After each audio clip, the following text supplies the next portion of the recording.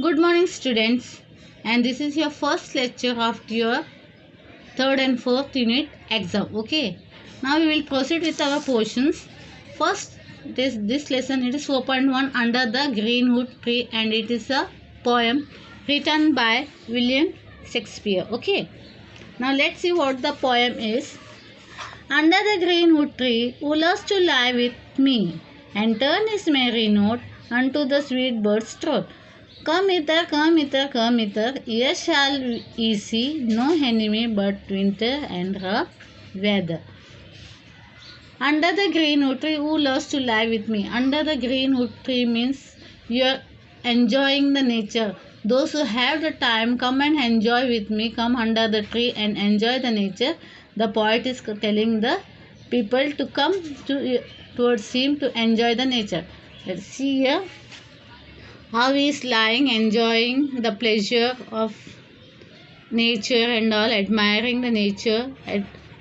तो वही बोल रहे जिनके पास वक्त है, they have the time to enjoy and see the nature and all. Come with me under the greenwood tree and lie with me. मेरे पास आके बैठ जाओ, लेट जाओ. And turn his merry note unto the sweet bird's throat. मतलब birds का सुरीले गाने, the singing of the birds, you come and hear under the tree. Come hither means come here. Okay, hither means old English means here. Okay, come hither means come here, come here. Here shall ye see no enemy but winter and rough weather. Here there will be no enemy, nobody to bother you, nobody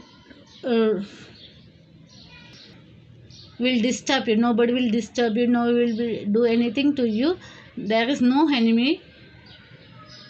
But if there is anything that will bother you, that is only the winter season and the rough weather. Only this will bother you. Then nothing will bother you. You will have the peace of mind under the greenwood tree. Okay.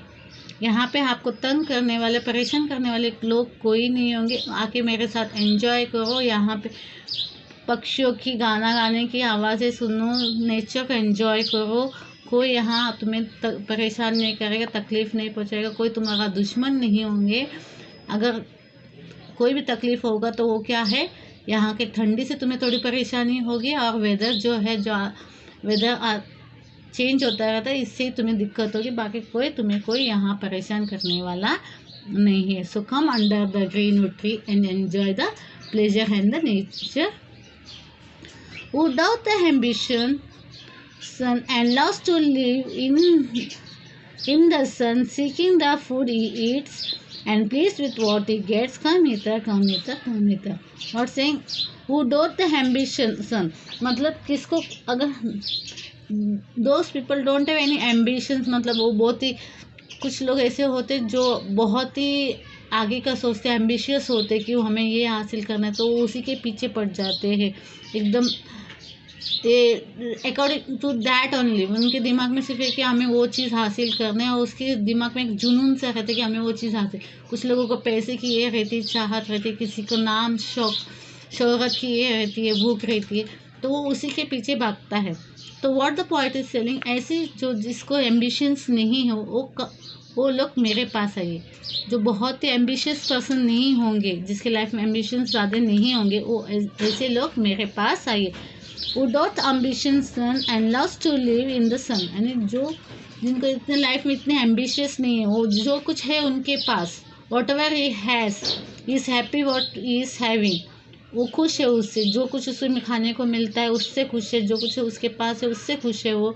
ऐसे लोग मेरे पास आइए और इस पेड़ के नीचे आके इस नेचर को एंजॉय किए, एक प्लेजर लीजिए, mind of peace of mind you have it. Okay. Here shall we see no enemy but winter and rough weather. Here shall we see no enemy but rough weather. यहाँ पे पेड़ के नीचे कोई आपको परेशान करना, there will be no enemy, nothing except the winter and the rough weather. Okay, so this what the William Shakespeare is telling is, come and enjoy the pleasure, come and enjoy the nature, watch the nature, admire the nature, feel it, what the nature has given to it. अपने को क्या nature ने दिया है, जो आज हम अपने लाइफ में इतने बिजी हो चुके हैं, we don't ever admire the nature at all. हम अपने एक सुकून का लाइफ नहीं है, we keep on running here and there for work purposes. लोग अपने लोगों के लिए अपने ये करना पड़ता है, जूझना पड़ता है, जो यहाँ से वह काम करने के लिए सब कुछ चीज़ें जो है हमें चाहिए रहते उसे हासिल करने की हमें भागदौड़ लगी रहती है। इसकी वजह से क्या होता है, हम लाइफ को एंजॉय भी नहीं कर पाते। सिर्फ सुबह उठ के जाओ काम में, फिर शाम को लौट के आओ थके आ गए, हाँ फिर खा के सो जाओ, फिर सुबह उठ के जाओ, फिर it has become a mechanical life and all. We never admire anything, we never feel anything है। अपने लिए फीलिंग्स भी बहुत कम होती जा रही है। Feeling of love, attractions, everything has been diluted, बहुत कम हो चुका है। तो what the point is selling, you come here and दोस्त जो लोग इतने ये नहीं हैं, मतलब लाइफ को एंजॉय करना चाहते, लाइफ को फील करना चाहते, नेचर को एक एडमायर करना चाहते, वो लोग मेरे पास आए और एक पेड़ के नीचे आके आराम से सुस्ता ले एंड रेस्ट करे, see the nature, hear the bird singing and all, admire what this nature has given to you, that is all. तो ऐसे लोगों को विलियम शेक्सपियर क्या बोलते, पोएट क्या बोलते, आके यहाँ पे एंजॉय करो, एक लाइफ को फील करो, एक सुकून चाहिए, एक लाइफ में एक सुकून भी चाहिए रहते, खुशी भी चाहिए रहते।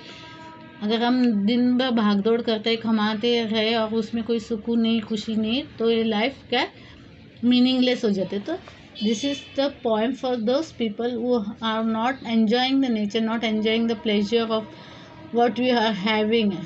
जो ह्यूमन बीइंग, एक जो ये लाइफ रहती है, इट्स अ शॉर्ट लाइफ, जिसे हमें सब महसूस करना रहता है, फील करना रहता है, that is what that is missing. तो come and enjoy the nature, एक सुकून रखो, एक एंजॉय नेचर को फील करो और अपने आप को ये बहुत ही भाग्यवान समझो कि we are alive and we are alive to admire all this things, reality what is in around us, it is quite important. तो यही पोएम का ये उद्देश्य है कि आगे अपने लाइफ को लीड करो, एंजॉय करो, ये बहुत ही प्रेशियस है।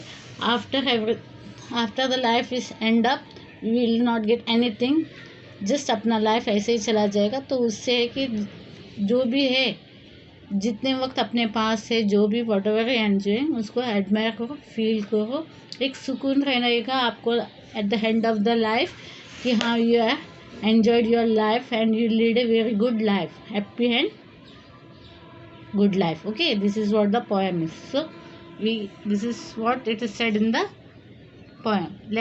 I finished this poem. I hope you understood the poem. Thank you.